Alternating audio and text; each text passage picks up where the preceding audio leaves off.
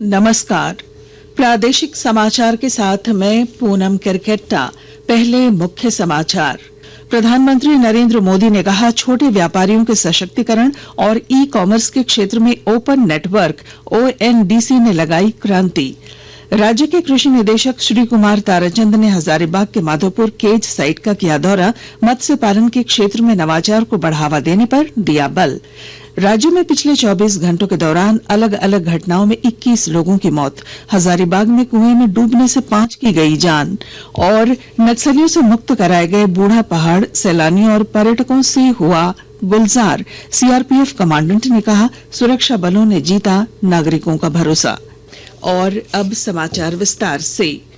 प्रधानमंत्री नरेंद्र मोदी ने कहा है कि डिजिटल कॉमर्स के लिए ओपन नेटवर्क ओएनडीसी ने छोटे व्यापारियों के सशक्तिकरण और ई कॉमर्स के क्षेत्र में क्रांति लाने में महत्वपूर्ण योगदान दिया है। वाणिज्य और उद्योग मंत्री पीयूष गोयल ने कहा कि मोदी सरकार ने ओएनडीसी की शुरुआत भारत में ई कॉमर्स को लोकतांत्रिक बनाने के उद्देश्य से 2021 में की थी। उन्होंने कहा कि पिछले 3 वर्षों में इसने असंख्य उपलब्धियां हासिल की हैं और अपने नेटवर्क पर एक समान मंच का निर्माण कर व्यापारियों, विशेष रूप से लघु उद्यमों के सशक्तिकरण में मदद की है। राज्य के कृषि निदेशक श्री कुमार ताराचंद ने हजारीबाग में माधोपुर केज साइट का दौरा किया। इस दौरान उन्होंने केज कल्चर तकनीक से हो रहे मछली पालन की प्रगति का निरीक्षण किया। कृषि निदेशक ने मत्स्य मित्रों के साथ केज कल्चर तकनीक के माध्यम से क्षेत्र में संभावित विकास और किसानों की आय वृद्धि पर चर्चा की। उन्होंने मत्स्य पालन के क्षेत्र में नवाचार को बढ़ावा देने पर जोर दिया। पिछले वर्ष दिसंबर महीने में कुल वस्तु और सेवा कर जीएसटी संग्रह में वर्ष 2023 की इसी अवधि की तुलना में 7.3% की वृद्धि हुई और यह 1,77,000 करोड़ रुपए हो गया। दिसंबर 2023 में सकल वस्तु और सेवा कर जीएसटी राजस्व 1,64,000 करोड़ रुपए था। पिछले वर्ष दिसंबर में केंद्रीय जीएसटी संग्रह 32,836 करोड़ रुपए और राज्य जीएसटी संग्रह 40,499 करोड़ रुपए रहा। एकीकृत वस्तु और सेवा कर संग्रह 47,783 करोड़ रुपए और उपकर 11,471 करोड़ रुपए रहा। पिछले वर्ष नवम्बर में सकल जीएसटी संग्रह में 8.5% की वृद्धि हुई थी और यह 1,82,000 करोड़ रुपए से अधिक रहा था। प्रिया की रिपोर्ट के साथ समाचार कक्ष से चंद्रशेखर शर्मा। साहिबगंज जिले में पीएम जनमन योजना का प्रभावी क्रियान्वयन किया जा रहा है। इस सिलसिले में आज मोबाइल मेडिकल यूनिट के जरिए विभिन्न प्रखंडों के 10 गांवों में चिकित्सा सेवा दी जा रही है। बड़ी संख्या में लोग केंद्र सरकार की योजना से लाभान्वित हो रहे हैं। राज्य में पिछले 24 घंटों के दौरान अलग अलग घटनाओं में 21 लोगों की मौत हो गई है। सबसे ज्यादा 5 लोगों की मौत हजारीबाग में हुई। धनबाद शहर के धनसार थाना क्षेत्र स्थित मनई टांड छठ तालाब के निकट एक युवक की कुएं में गिरने से मौत हुई, जबकि लातेहार जिले के मनिका थाना क्षेत्र अंतर्गत डिग्री कॉलेज के पास भीषण सड़क हादसे में 3 युवकों की मौत की खबर है। गुमला जिले में सड़क दुर्घटनाओं में 3 बाइक सवारों की जान चली गई। जमशेदपुर, खूंटी और देवघर में भी सड़क हादसे में 2 लोगों की मौत हुई है। रांची और रामगढ़ में भी सड़क दुर्घटनाओं में एक व्यक्ति की जान चली गई। आकाशवाणी के ताजा तरीन समाचारों के लिए आप हमारी वेबसाइट newsonair.gov.in पर लॉग ऑन कर सकते हैं।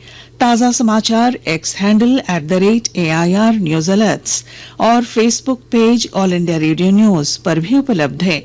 आप प्रादेशिक समाचार एकांश के X handle @AIR news _ Ranchi और फेसबुक, इंस्टाग्राम पेज तथा YouTube channel AIR news Ranchi पर भी हमारे बुलेटिन सुन सकते हैं।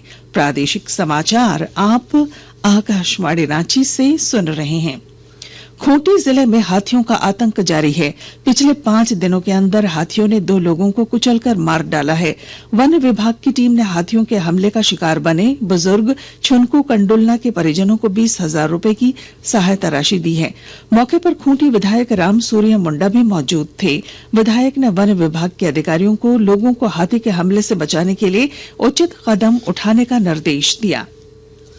गढ़वा जिले का बूढ़ा पहाड़ कुछ समय पहले तक नक्सलियों का गढ़ माना जाता था, लेकिन अब यहां सुरक्षा बलों का कब्जा है और इस क्षेत्र में अब पूरी तरह अमन चैन बहाल हो गया है। एक रिपोर्ट। कभी उग्रवादियों के गढ़ बूढ़ा पहाड़ के क्षेत्र में नक्सलियों की गोली की आवाजें गूंजा करती थी। वहां अब लोग नव वर्ष पर पिकनिक मनाने के लिए पहुंच रहे हैं और हैप्पी न्यू ईयर की शुभकामनाओं की गूंज सुनाई पड़ रही है। लोग बताते हैं कि पहले यहां आने में डर लगता था, लेकिन अब यहां की मनोरम वादियां उन्हें सुकून देती हैं। सुना तो बहुत था, लेकिन कभी डर लगता था कि नक्सलाइट है, ये है वो है, लेकिन यहाँ पे आके ऐसा नहीं लगा। यहाँ पे आके बहुत मजा आया, बहुत सारी फोटो लिए, खूब अच्छा लगा। पर्यटकों का यह भी कहना है कि इस क्षेत्र को प्रकृति ने काफी फुर्सत से सजाया है। इसे पर्यटन स्थल के रूप में विकसित कर स्थानीय लोगों के लिए रोजगार के अवसर विकसित किए जा सकते हैं। पहले उग्रवाद से प्रभावित था, लेकिन अब यहाँ धीरे धीरे बहुत ही आवागमन हो चुका है। इसीलिए यहाँ हम भी आए हैं ताकि यहाँ का भी मौसम और यहाँ का जलवायु का आनंद उठा सके। बूढ़ा पहाड़ पर नागरिकों की हलचल बढ़ने से सुरक्षा बल भी उत्साहित हैं। सीआरपीएफ 172 बटालियन के कमांडेंट एनके सिंह कहते हैं कि इस क्षेत्र में लोगों की आवाजाही इस बात का प्रमाण है कि अब यहाँ पूरी तरह से अमन चैन लौट आया है। मैं आप सभी को अवगत करा देना चाहता हूं कि सितंबर 2022 में बूढ़ा पहाड़ को जो उग्रवादियों का गढ़ माना जाता था झारखंड का, वहां पर हमने अपना कैंप स्थापित किया।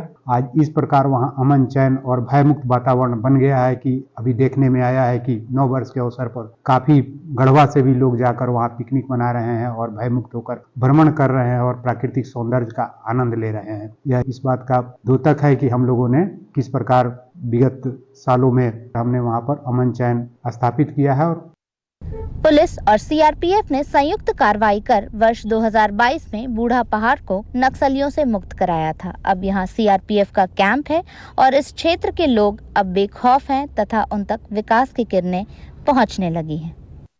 मौसम। सर्द हवाओं के कारण रांची समेत राज्य के अधिकांश हिस्सों में कड़ाके की ठंड पड़ रही है। पिछले 24 घंटों के दौरान न्यूनतम तापमान में 2 से 3 डिग्री सेल्सियस तक की गिरावट दर्ज की गई है। गुमला, लातेहार, खूंटी समेत राज्य के 11 जिलों में न्यूनतम तापमान 10 डिग्री सेल्सियस से भी नीचे पहुंच गया है। मौसम विभाग ने अगले 2 से 3 दिनों तक राज्य में धुंध और कोहरा छाये रहने का पूर्वानुमान व्यक्त किया है। पलामू जिले में कड़ाके की ठंड पड़ने से आम जनजीवन प्रभावित हो रहा है। विस्तृत ब्यौरा दे रहे हैं हमारे संवाददाता। पलामू जिले में कड़ाके की ठंड पड़ रही है। शीतलहर चलने से आम जनजीवन प्रभावित है। ठंड बढ़ने के साथ ही बच्चों की स्वास्थ्य समस्याएं भी बढ़ जाती हैं। इनमें ठंड में होने वाले दस्त या कोल्ड डायरिया, सर्दी, खांसी और जुकाम आम समस्याएं हैं। कोल्ड डायरिया बच्चों को उनके शरीर के डिहाइड्रेशन होने और सर्दी जुकाम होने से आसानी से पकड़ लेता है। पलामू के civil surgeon doctor Anil Kumar बताते हैं कि इस मौसम में शिशुओं को डायरिया होने की सबसे बड़ी वजह उन्हें ठंड लगना है। इसलिए उनको हमेशा पूरे कपड़े पहना कर रखें। बाहर खेलते जाते समय भी स्वेटर, टोपी, मोजे व दस्ताने जरूर पहनाएं। जसप्रीत सिंह, आकाशवाणी समाचार, पलामू। गणतंत्र दिवस परेड और बीटिंग रिट्रीट के लिए टिकटों की बिक्री आज से शुरू हो रही है। रक्षा मंत्रालय ने बताया कि टिकट सेना भवन, शास्त्री भवन, जंतर मंतर, प्रगति मैदान और राजीव चौक मेट्रो स्टेशन से मूल फोटो पहचान पत्र दिखाकर खरीदी जा सकती है। सीधे वेबसाइट और आमंत्रण मोबाइल ऐप से भी टिकट खरीदी जा सकती है। और अब अंत में मुख्य समाचार। प्रधानमंत्री नरेंद्र मोदी ने कहा, छोटे व्यापारियों के सशक्तिकरण और ई कॉमर्स के क्षेत्र में ओपन नेटवर्क ONDC ने लगाई क्रांति। राज्य के कृषि निदेशक श्री कुमार ताराचंद ने हजारीबाग के माधोपुर केज साइट का किया दौरा। मत्स्य पालन के क्षेत्र में नवाचार को बढ़ावा देने पर दिया बल। राज्य में पिछले 24 घंटों के दौरान अलग अलग घटनाओं में 21 लोगों की मौत। हजारीबाग में कुएं में डूबने से 5 की गई जान। और नक्सलियों से मुक्त कराए गए बूढ़ा पहाड़ सैलानियों और पर्यटकों से हुआ गुलजार। सीआरपीएफ कमांडेंट ने कहा, सुरक्षा बलों ने जीता नागरिकों का भरोसा। और इसके साथ ही आकाशवाणी रांची से प्रादेशिक समाचार का ये बुलेटिन समाप्त हुआ। अगला प्रादेशिक समाचार बुलेटिन दोपहर 2:55 पर प्रसारित किया जाएगा। नमस्कार।